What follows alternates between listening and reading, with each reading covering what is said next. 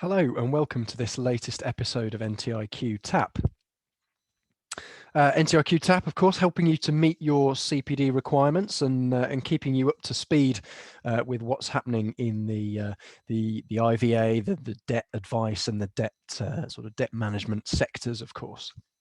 So, what's this webcast all about? Well, it's on the IPA volume provider regulation scheme, which of course affects the volume IVA providers.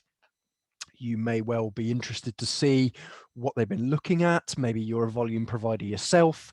Maybe you have ambitions to become a volume provider and want to know the sort of thing they're looking at.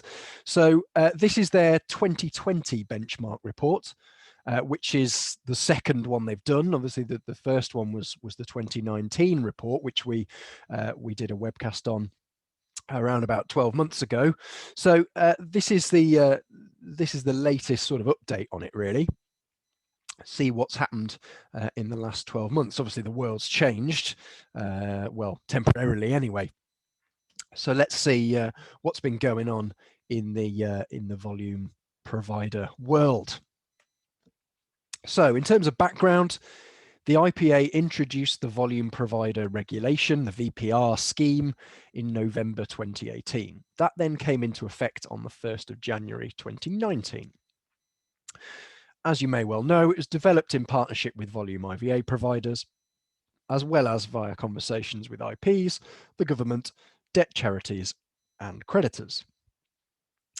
So those classified as a volume provider for either IVAs or protected trust deeds, PTDs, and who are regulated by the IPA must conform to the scheme or should be regulated elsewhere.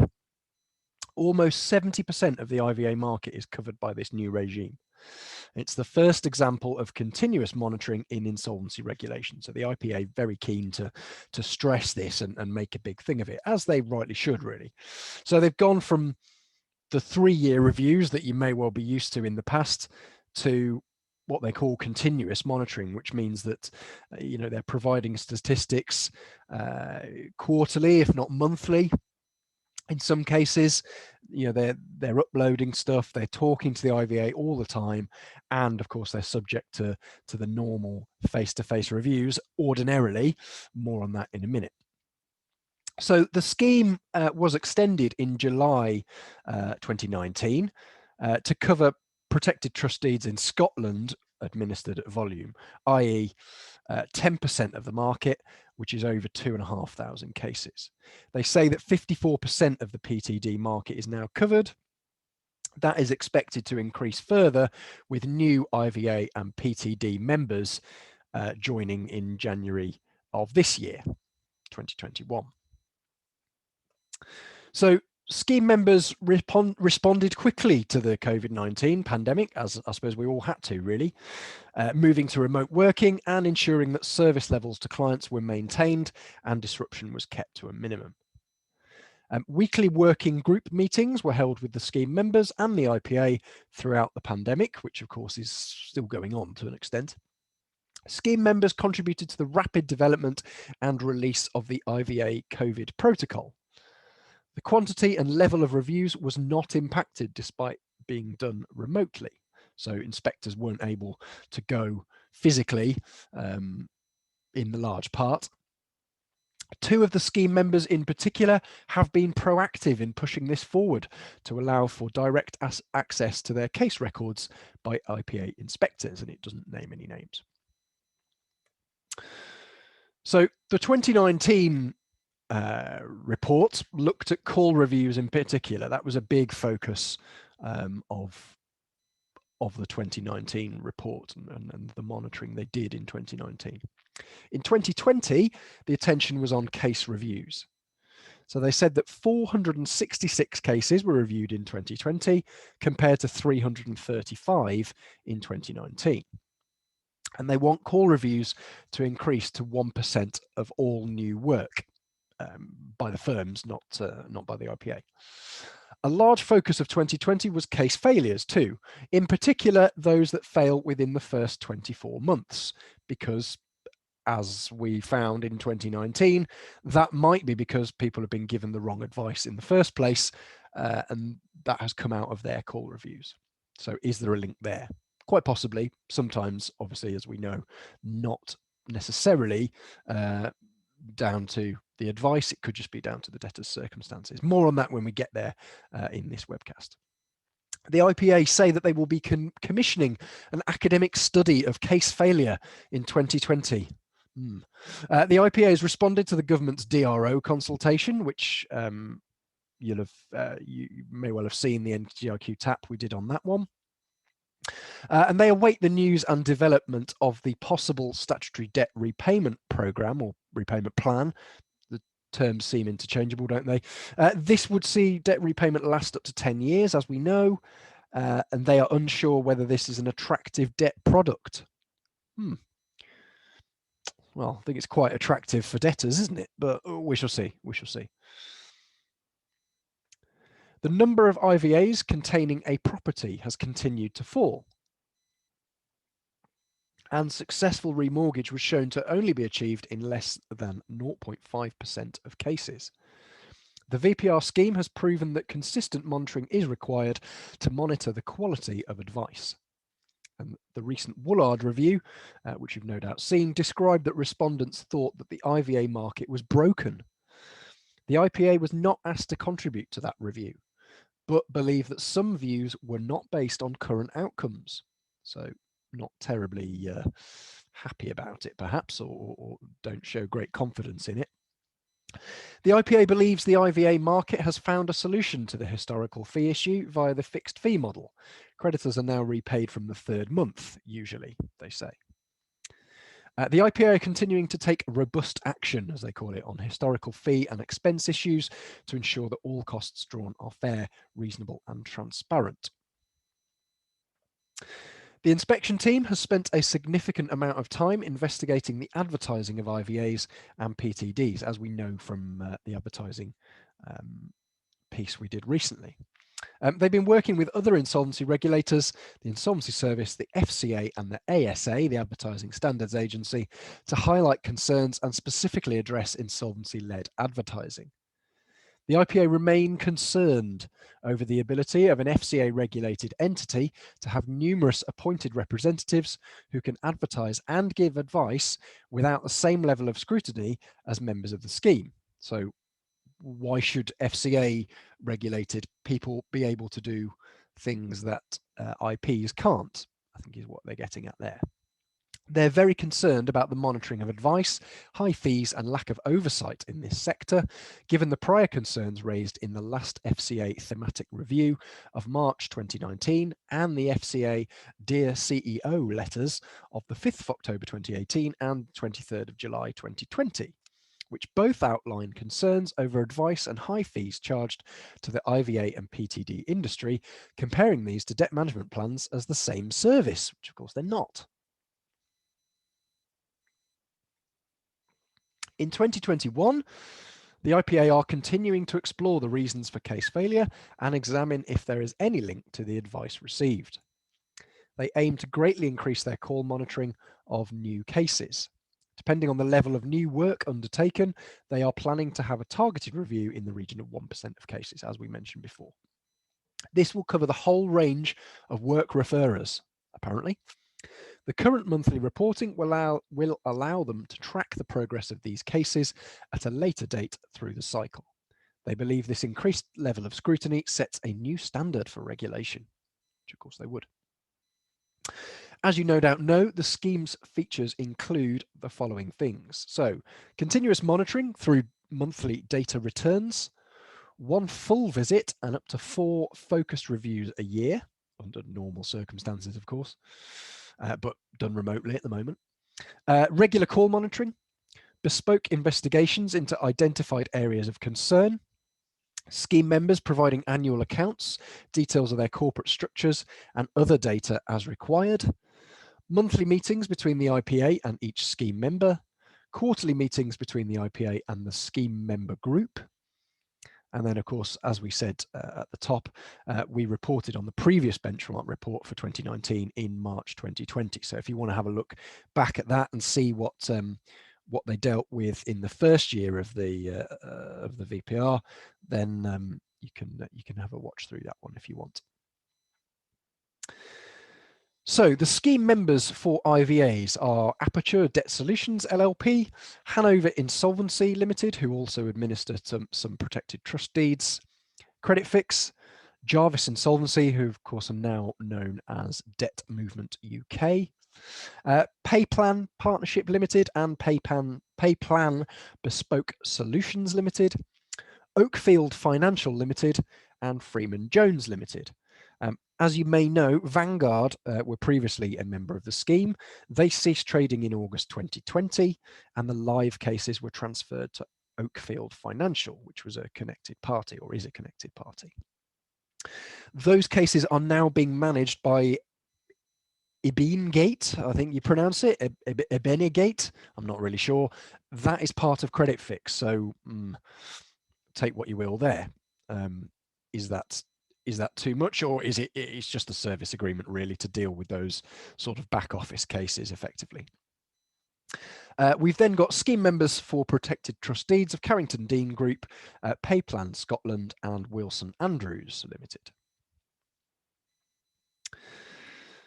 So in terms of some nice graphs and stats that are scattered throughout this report, and we've recreated them where we feel they're useful.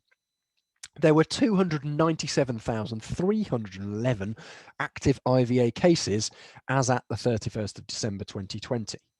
That was 277,295 in December 2019, and that includes new and existing cases. 202,823 of those cases were administered by VPR scheme members, being 68% of the IVA market. So pretty substantial. And you've got a little table there. By far the most is CreditFix, and then Freeman Jones and Hanover, and then Jarvis, and then we come down to Payplan and Payplan Bespoke being the smaller ones there. So a big old proportion. CreditFix got almost half of the total, 45%.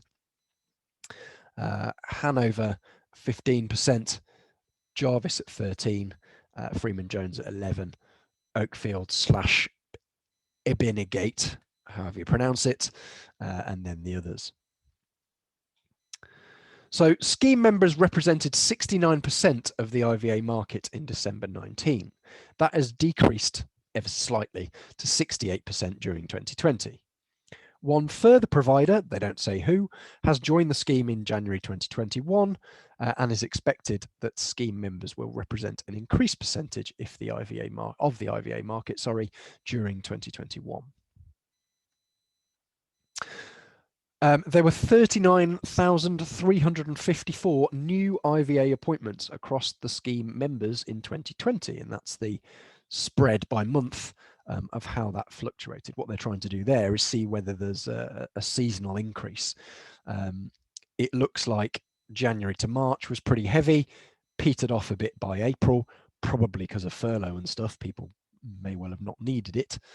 And then it's sort of stayed fairly consistent throughout the year. So an average of 3,280 new appointments per month across the scheme. So a heck of a lot still. In terms of PTDs, there were nearly 32,000 PTDs as at December 2020. That was 28,000 a year before. There's therefore been an increase of 3,572 during the year. Of the total, 17,171 PTDs were scheme member cases, which represents 54% of the market. By far the biggest there is Carrington Dean, who've got 84% of that total, so 14,500 roughly out of the 17. Then come Wilson Andrews, and then Hanover and Payplan Scotland. In terms of PTDs, scheme members represented 57% of the market in December 19. That is now 54%, but we've got this new provider that joined in January. the IPA think that scheme members will represent an increased percentage. We've then got an average of 205 PTDs per month, so much smaller than England and Wales with IVAs, but still, a decent amount throughout the year. In terms of scheme activity, some inspection visits were delayed as a result of the pandemic, as you can imagine, but the vast majority of work carried on. Inspections and reviews were carried out remotely from the 23rd of March 2020, which was, of course, when lockdown 1, as you might call it, was introduced. So they carried out a total of 51 different visits, focused reviews, call reviews, or complaint reviews, and they've reviewed 618 cases in total. Useful little summary there, so feel free to pause that if you want to go through it in more detail. A focused review of each scheme member's complaint policy was carried out. As they said in 2019, they were going to look at complaints in detail, and we will do that later on in this webcast. The IPA was also keen to ensure that each member's policy was consistent so that any complainant was treated equally across the scheme members. The findings revealed that the procedures and timescales across the members were generally the same. However, further work may be needed to align the policies further going forward. Scheme members have continued to submit monthly data returns throughout the year. The data returns provide the basis for continuous monitoring and assist with the early identifying of any anomalies, which can then be immediately followed up and investigated further where necessary. And there are 25 areas covered in the return, as you may know. The return template has been updated during 2020 with an additional request for the level of debt in each case, so that this can be compared to the level of debt in other debt solutions, maybe to help with working out whether a DRO might be better, for instance. Each scheme member has an IP representative. Quarterly physical meetings are usually held with the representatives collectively to discuss the scheme and industry-wide issues. During 2020, as this pandemic escalated, or escalates, I suppose, well, not now, these meetings evolved to focus on the impact that COVID-19 was having on scheme members and consumers. Meetings were held both remotely and more frequently to ensure that any potential issues were identified ASAP. Individual monthly calls between the scheme member representatives and the IPA's chief inspector continued throughout the year. Full inspections were carried out during 2020 to all 11 scheme members, including Aperture, prior to them ceasing to trade. The visits to Payplan and Payplan Bespoke have been counted as 2 separate visits, as the nature of the practices is slightly different and they have separate IPs. So prior to a full inspection visit, a pre-visit questionnaire is issued to the IP or IPs for completion and return prior to the visit. The questionnaire assists the inspectors with planning the visit and includes questions on the following: details of the IPs, practice information, office procedures, AML procedures, staff numbers and structure, client money regulations, sources of work, fee size and basis, training and ongoing development, and case data. So from the case data provided, a selection is then made of the cases which are to be reviewed during the inspection. The number of cases selected is dependent on the number of appointments held. A full review will be carried out on a proportion of the cases selected, with the remainder subject to specific consideration in the following areas: annual reporting to creditors and individuals, arrears and whether payments are being followed up, breaches of arrangements and the treatment of those, completion and how quickly final payment arrangements are finalised, distributions and fees, checking timing and quantum accords with the proposal, and then failure, checking that failure arrangements have been processed properly. That list is then continued. Income and expenditure reviews to check the arrangement progression of cases generally, month 54 reviews for the property, time expired cases where the initial proposal period has been exceeded, variations to arrangements and the processes for obtaining those, and then the source of introduction and evidence of work undertaken by them. Meetings are also held with staff members to review the processes and procedures, such as the cashiering function. Out of 11 full inspections, 10 have been carried out remotely rather than on site due to COVID restrictions. However, the process has remained largely the same with meetings held virtually. There were no common risk areas identified across the members in the course of the full inspection visits, which I suppose is a good thing. So they've each got something that they've done wrong, I suppose, or not so well. Focused reviews, then. Focused reviews are intended to look at specific areas. Bit of a Ron Seal job. The need for this type of review may arise as a result of any findings from the full inspection visit or intelligence from a complaint. 21 focus reviews were carried out in 2020, reviewing 88 cases, up from 9 reviews reviewing 88 cases in 2019. These included case progression, annual reporting, post-appointment, i.e. the back office function, property or month 54, and the treatment of proxies. In terms of the case failure review then, which is something they said they would focus on specifically, Insolvency Service statistics show that the proportion of IVAs which failed in their first year had risen to 8.4% in 2019. In 2020, a total of 13,173 IVA cases failed across scheme members. That is 6.49% of cases. And that's based on the total number of scheme member cases as at the end of December 2020. The number of failures was consistent across all scheme providers, with no one provider having considerably higher failure rate than others, which I suppose is a good sign, I guess. For cases which failed in December 2020, the following chart details which year of the IVA cases failed. From the data held, it can be concluded that case failures are more prevalent in years 1 and 2 of the IVA firm, so almost 3/4 there of year 1 and 2. It could. So in 2020, 254 PTD cases failed across scheme members, and that's 1.48% of cases. In order to assess whether there were any underlying concerns or trends regarding failure rates, a focused review of both IVA and PTD cases was carried out. Some interesting stats on that in just a second. This review concentrated on cases which had failed within 24 months of appointment in order to establish the reasons for failure. The review also sought to ascertain whether the advice given prior to appointment had had any impact on the failure or had been a contributing factor. A total of 86 cases were reviewed across all scheme members.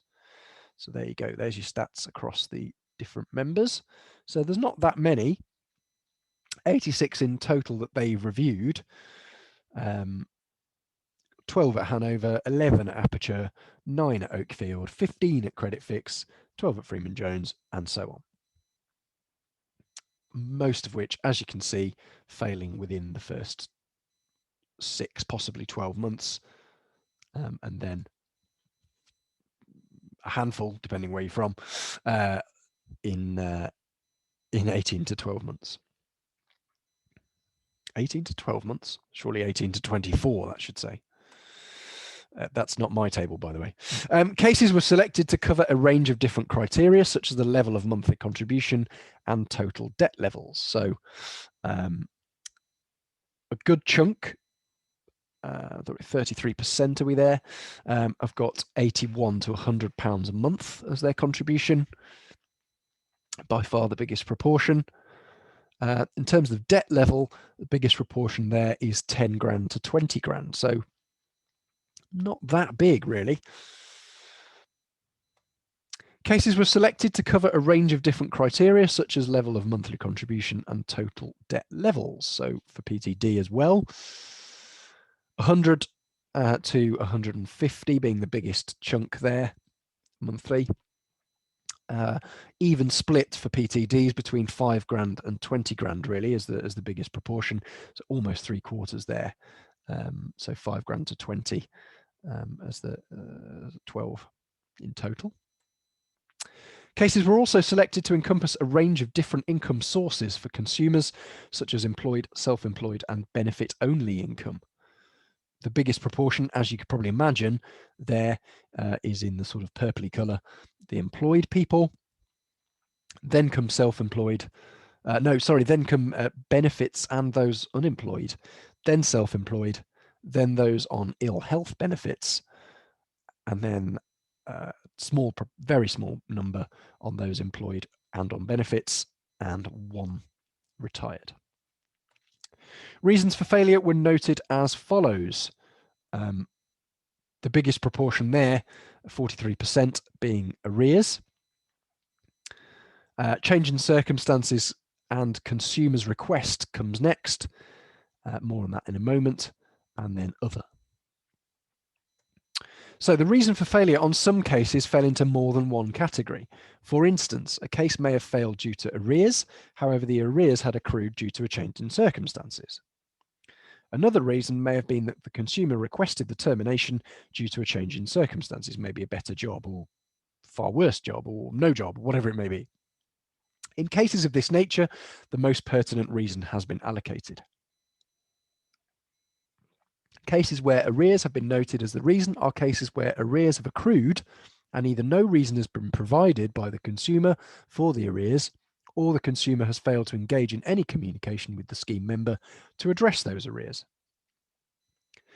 Change in circumstances is where the consumer's circumstances have changed, funnily enough, impacting on their income and expenditure and making the IVA or the PTD no longer sustainable or viable. Changes include illness, divorce, loss of employment, changes to benefit income, and death, potentially. In 2 cases, the consumer had gained new employment with a considerable salary increase, meaning the IVA was no longer needed. Good news for them. A consumer's request is where the consumer has requested that their IVA be terminated without a change in circumstances prompting the request. In these cases, the consumer had changed their mind, had decided to pursue another available solution, or was not happy with how the arrangement was progressing. And where the reason for failure is noted as other, this relates to one case which was previously in error, and one case where the consumer had a gambling problem which had not been previously highlighted. The review concluded that there was no overriding trend identified from the cases reviewed. Well, there was only 2. The failures did not fall into any specific category of case type. As mentioned, the IPA are commissioning an academic study to try and work out why these cases fail and comparing them to DMPs, and also why they fall into arrears. Well, debtor stops paying. Out of the total 86 cases reviewed, 5 cases had been identified where the inspectors considered that the failure could be attributed to poor advice. These were all IVA cases, no PTDs. The 5 cases were across 3 scheme members. A bit more detail on those because case failure is one of the key areas of last year's reviews. So there was one case where the consumer had answered no when asked if any changes in circumstances were foreseen over the next 5 years. Later in the conversation, the consumer did make reference to a possible loss of income which was not picked up by the call handler. The loss of income subsequently occurred, which then made the IVA unsustainable. 2 cases where a DRO was ruled out due to the consumer's available disposable income, which was higher than the £50 per month limit. Consumers couldn't afford the IVA contributions and requested termination so that they could go into a DRO. There was one case where the consumer was elderly and didn't appear fully engaged during the telephone conversations. The inspectors did not consider that the IP should be satisfied of the consumer's understanding in accordance with SIP 3.1. So possible vulnerability issue there, I guess. One case, the inspectors considered it difficult to conclude that the consumer understood what was being said due to a language barrier. These cases were discussed with the relevant IP and reported on accordingly to the committee. Bum, bum, bum. The first focus of the scheme in 2019 was to review the consistency of the advice given by scheme members, as this was seen as a common concern from stakeholders and featured in a number of cases. The call monitoring evolved over 2019 and continued into 2020, as you can imagine. Introducer details are requested on each case. Where the cases come by way of a direct approach to the member or via one of their connected companies, these calls are also required for review, in addition to the SIP and the verification call. one and the same thing quite often. 13 call monitoring reviews were carried out during 2020, reviewing the calls on 152 cases, and there's a summary of those there. So the biggest amount at Oakfield, then come Freeman Jones and another Oakfield review on 20 each. So if you're a debtor with Oakfield, look out there. As a result of the findings from the IPA's call reviews carried out under the scheme, one member disbanded their direct approach call team in its entirety, changing their business model so that they no longer took cases which had come by way of direct contact from the client.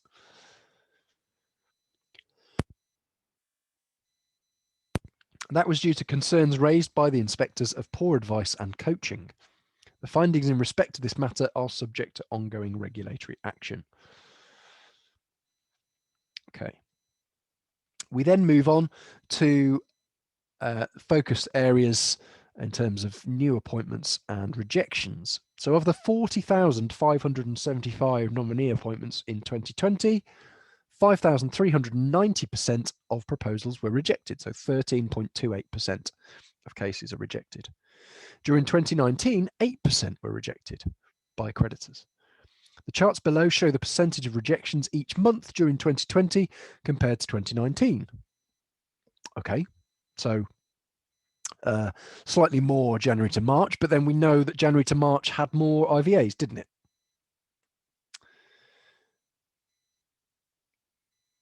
We can then compare that to 2019, January much higher, but I don't think that's particularly comparable for the rest of it. The average is 449 for 2020, 396 for 2019, but then you've got more cases. So I don't think that's really showing anything particularly, but thanks to the IPA for providing that one. A total of, in terms of distributions, a total of £151,148,736.09 has been distributed by scheme members to creditors between January and December 2020. That's up around about 3 million or 2.6 million from 2019. And you can see the change there if you would like. Cases over 6 years old is the next thing. So the monthly return shows the number of cases that are over 6 years old for each scheme member. In August 19, there were a total of 27,060 open IVA cases over 6 years old. As at August 20, that number had reduced to 17,000 following a concerted effort by scheme members to progress cases over 6 years old to closure, and that work remains ongoing. A review of a selection of the cases of that age has been carried out on each full inspection visit. Selection of those cases was also reviewed as part of the focus reviews on case progression. That was last year, really. We then move on to the property, or month 54. Property was a focus in 2019 and has continued to be an area in 2020 that they've been focusing on. They're trying to make sure, of course, that that is carried out in line with the protocol. The following chart shows cases with property that reached month 54 in 2020. So we've got 3,207 out of the total they looked at had less than £5,000 of equity, so didn't need to get the remortgage. The biggest proportion there had the IVA extended by 12 months, 3,888. And then only 251 were successful in remortgage. We then move on to advertising and marketing, which we've covered recently. In late 2019, scheme members were requested to submit quarterly reports detailing any advertising and marketing carried out in the last quarter and any planned for the coming quarter. Submission of these reports had continued throughout 2020. The ethics code for members, as you'll know, was revised with effect from the 1st of May 2020. Significant area of revision was in respect of advertising and marketing. And scheme members have apparently been very active in ensuring that marketing meets the standards required, including the marketing employed by work introducers. In accordance with the principles of the Monitoring Volume IVA and Protected Trust Deed Providers Guidance, the IPA has been advised by scheme members of poor advertising standards. These have been repeatedly reported to the FCA, and scheme members have ceased to use such work introducers. So those rogue introducers that are out there, hopefully being whittled down even more.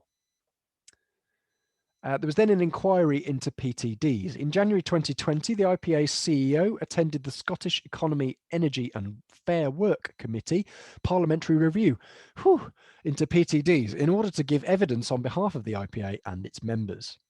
The committee's inquiry was to focus on the advantages and disadvantages of PTDs as a viable debt solution in the interests of people in debt and their creditors. Prior to this, the IPA's CEO also contributed to a ministerial investigation on PTDs, and the IPA continues to contribute as the Scottish Government progresses its investigation of possible changes to the policy environment of personal debt solutions. I'm surprised they didn't get the word ecosystem in there. Trust cases is the next thing. In the 2019 benchmark report, the IPA gave details of what constituted a post-IVA trust case and advised that it considered trust cases to be a risk area. They noted it would continue to review any firm considered to be a high risk in this area. In 2019, the IPA issued guidance on such trust cases and the retention of trust funds. During 2019 and 2020, the trust cases of all scheme members were reviewed. The majority of scheme members sever the trust either on closure of the IVA or after 12 months from the date of closure of the IVA. One member, however, had a large number of trust cases, which raises serious concern for the IPA. The matter has been and continues to be monitored and progressed with the member concerned. They say no more on the matter. Case registrations then is the next thing. The Insolvency Service made the IPA aware of IVA cases which did not appear to have been registered by one of its scheme members, and then latterly a further late registration of IVA cases. You may well remember in the insolvency stats that there was that chunk of late reported IVAs. I suspect it relates to that. This matter continues to be investigated. In response to this matter, the IPA has commenced monthly spot checks on a random selection of cases for each scheme member to ensure registration has been carried out.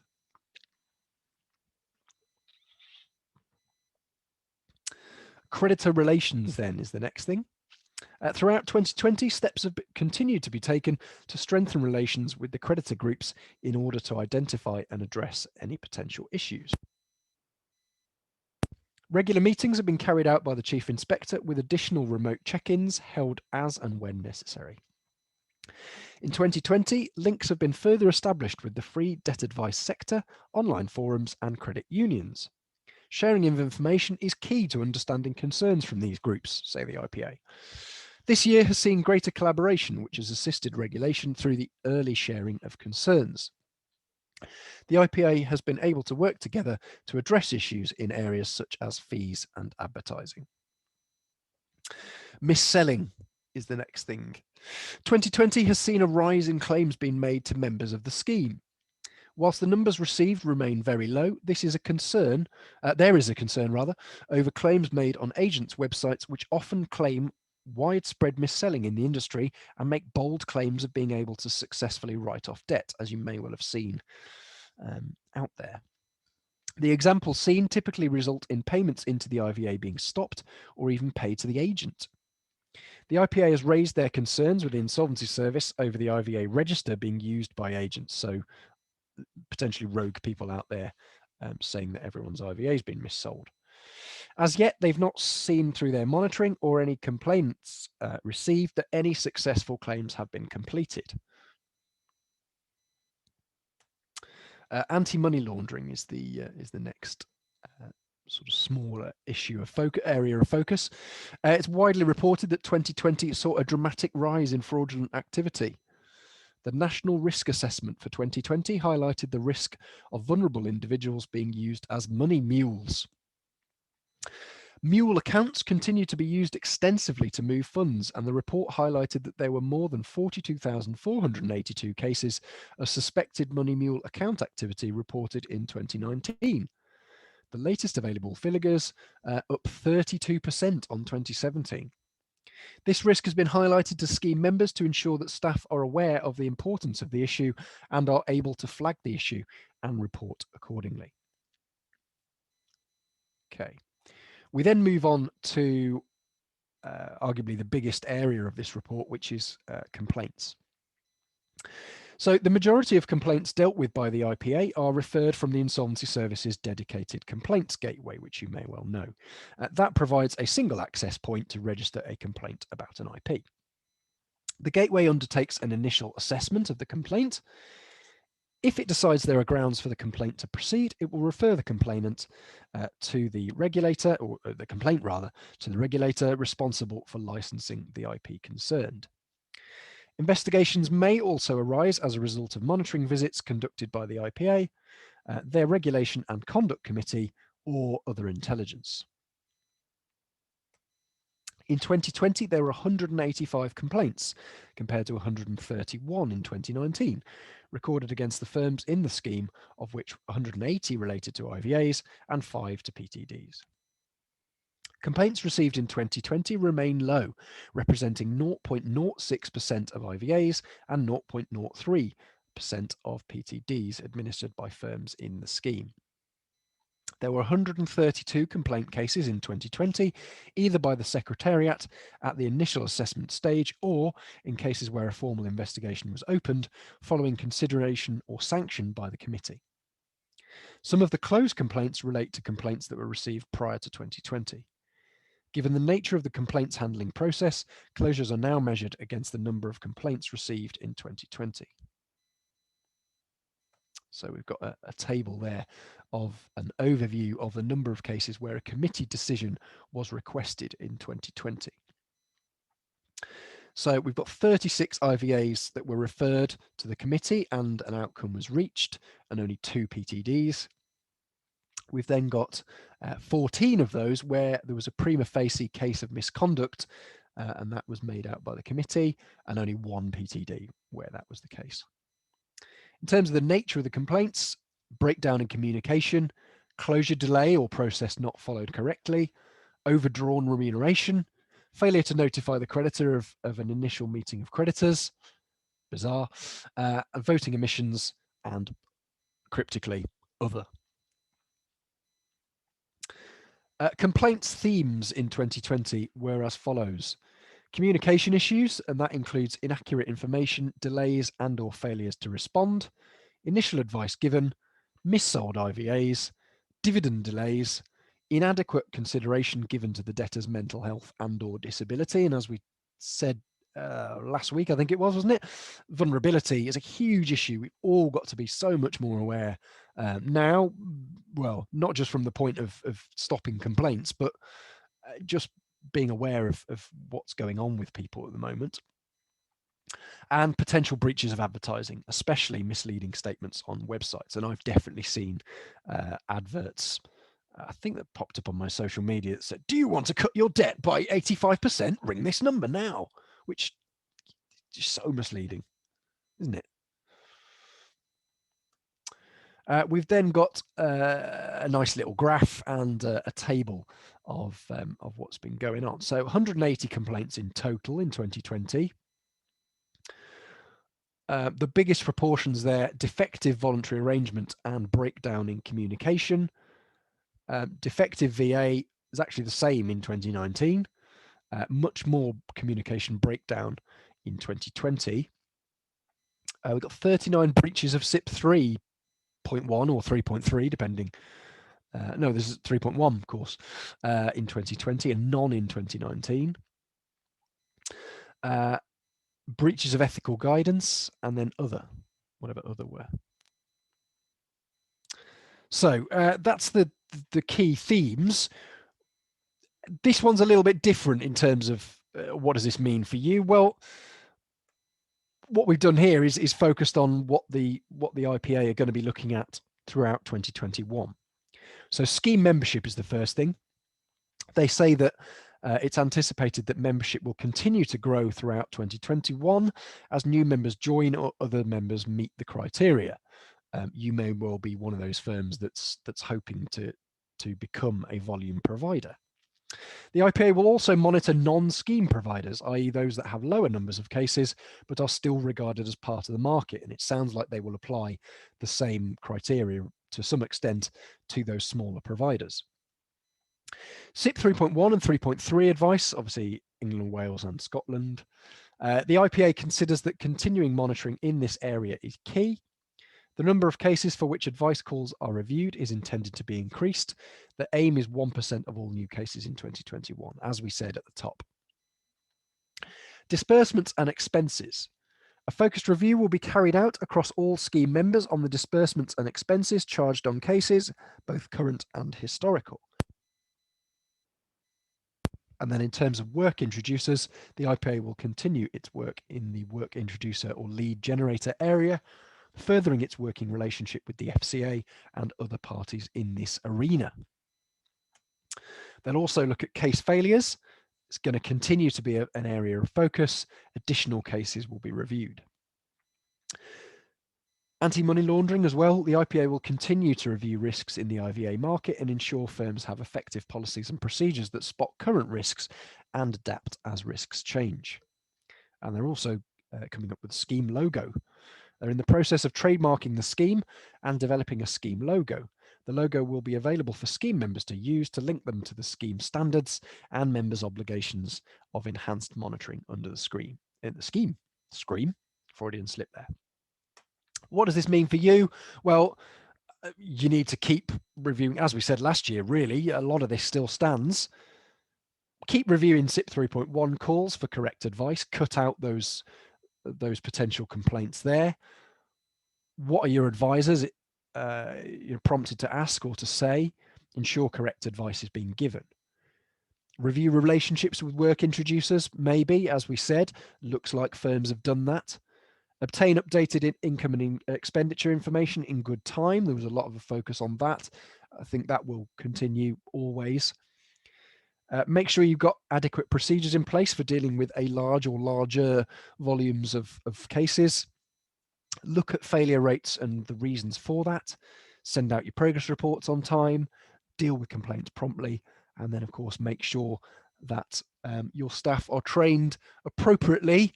And, of course, we can help you with that if you need any help with training in that area. Feel free to drop me an email.